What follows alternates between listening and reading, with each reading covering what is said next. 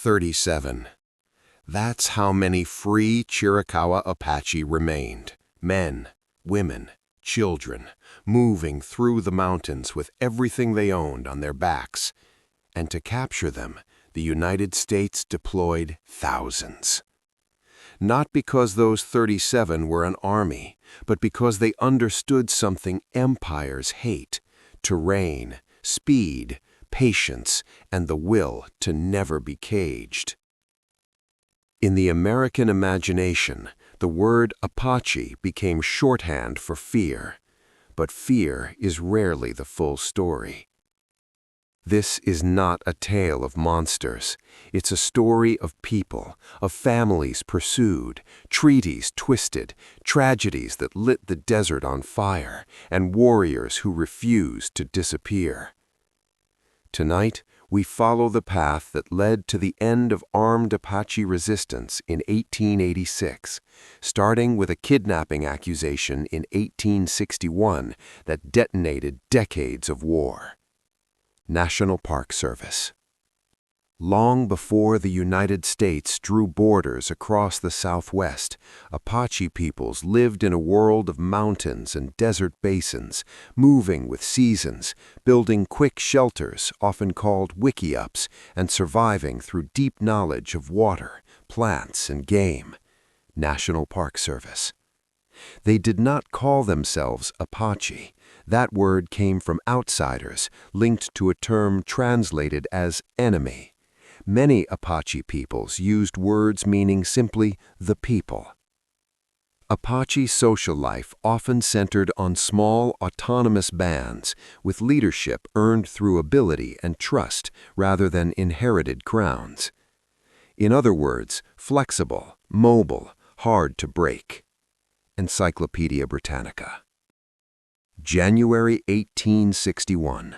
A ranch is raided south of Fort Buchanan. Livestock is taken, and a 12-year-old boy, Felix, disappears. The blame falls on the Chiricahua Apache living near Apache Pass. A young Army officer, Lieutenant George Bascom, marches in with soldiers, determined to recover the boy and the property. National Park Service. Bascom meets Cochise, leader of the Chokanen band of the Chiricahua Apache, inside a tent. Cochise denies involvement and offers to try to locate the boy within 10 days. Bascom refuses. Orders are orders. Suspicion hardens into a trap. National Park Service. Cochise cuts his way out of the tent and escapes. Bascom seizes members of Cochise's party as hostages. Negotiations collapse into hostage-taking, gunfire, and executions on both sides. The army hangs Apache prisoners. Cochise retaliates, and a confrontation that began with one missing child becomes a widening war. National Park Service. After Bascom, Cochise's war is not fought in neat lines. It's fought with silence, with ambush, with the desert itself as an ally. The United States calls it raiding. The Apache call it survival, retaliation, leverage, tactics shaped by centuries of conflict with Spain and Mexico, and now aimed at a new power pushing into the region. National Park Service. And as the 1860s unfold, one figure rises beside Cochise, his father-in-law, Mangas Coloradas, a leader remembered for uniting resistance. Encyclopaedia Britannica. July 1862. A column of California volunteers pushes through Apache Pass, desperate for water at Apache Spring. They carry wagons, livestock, and mountain howitzers. National Park Service. Cochise and Mangas Coloradas assemble roughly 150 warriors, taking the high ground. They build stone breastworks above the spring. They strike the rear of the column, supplies first. National Park Service. For a moment, the terrain belongs to the Apache, but artillery changes the rhythm of the canyon. Shells crash into hillside positions. Infantry climbs under fire, moving by dashes. 10 men covering 10. Bayonets fix. The hill is taken. The spring is controlled. The army wins the ground. The Apache keep the war. Because defeat in one battle isn't defeat of a people defending home. National Park Service. In 1863, Mangas Coloradas is captured and killed. Sources record his death during Army custody, described as occurring after capture and an alleged escape attempt. For Apache communities already surrounded by forts, bounties, and broken negotiations, his death becomes a signal. Even diplomacy can be fatal. Encyclopaedia Britannica. This is the emotional engine of the Apache Wars, not a single cause, but stacked injuries, each one teaching the next generation what to expect. And yet, Cochise remains unusual among war leaders. The National Park Service notes he was one of the only leaders able to secure a period of prolonged peace and freedom for his people. National Park Service.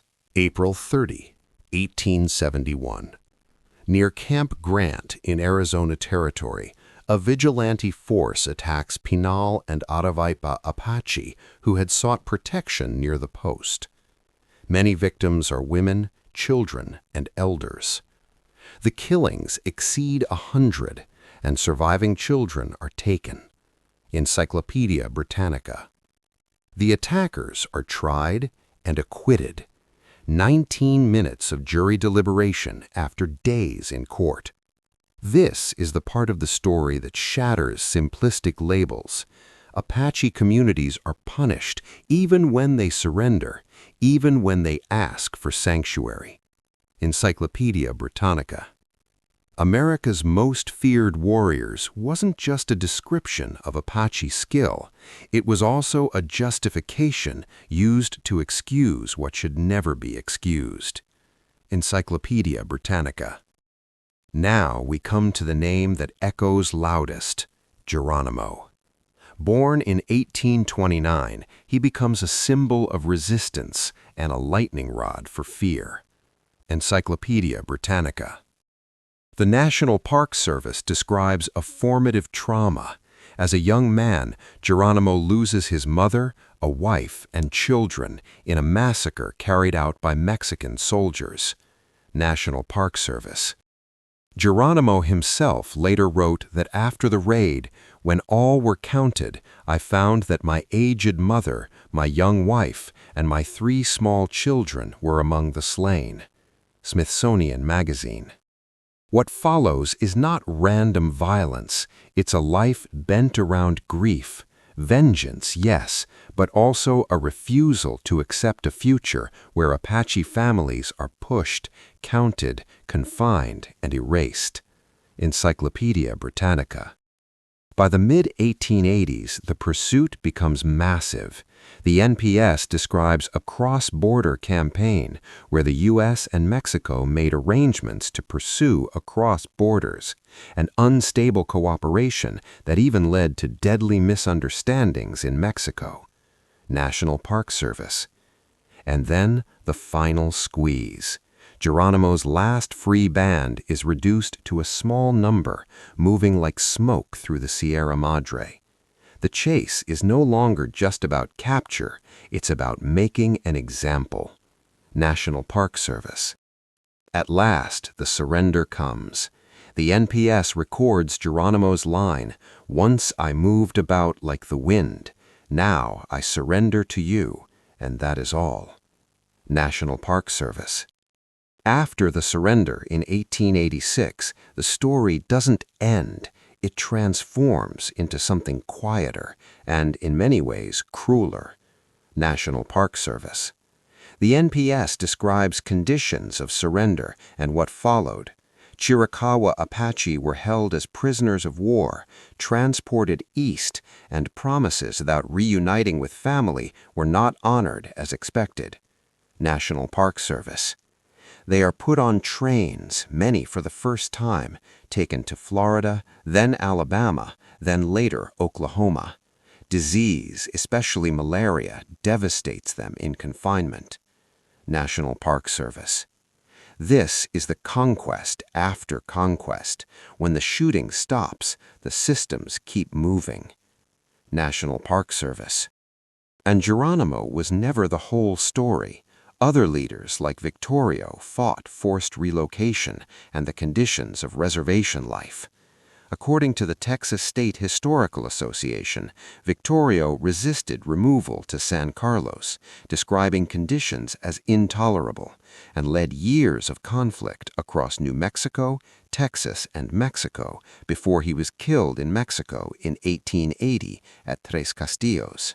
Texas State Historical Association. Across the Southwest, the pattern repeats. Land pressure, relocation orders, broken administration, and Apache bands choosing between confinement and flight. Encyclopaedia Britannica. So what is the legacy of America's most feared warriors? It's not a trophy of violence.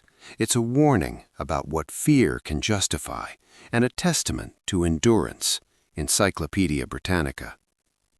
The NPS notes that after decades as prisoners of war, the Chiricahua Apache were finally freed from that status in 1913, with many choosing to build new life at Fort Sill or on the Mescalero Apache Reservation. Survival didn't look like surrender. Survival looked like adapting without disappearing. National Park Service. If this story hit you, don't just watch it. Learn forward. Read Apache voices, visit sites with context, challenge old movie myths, and remember, history isn't over when the credits roll. If you want more documentaries that tell American history with receipts and respect, subscribe and comment with the next topic you want us to tackle. Was the Apache Wars story taught to you as strategy or as stereotype? Let's talk.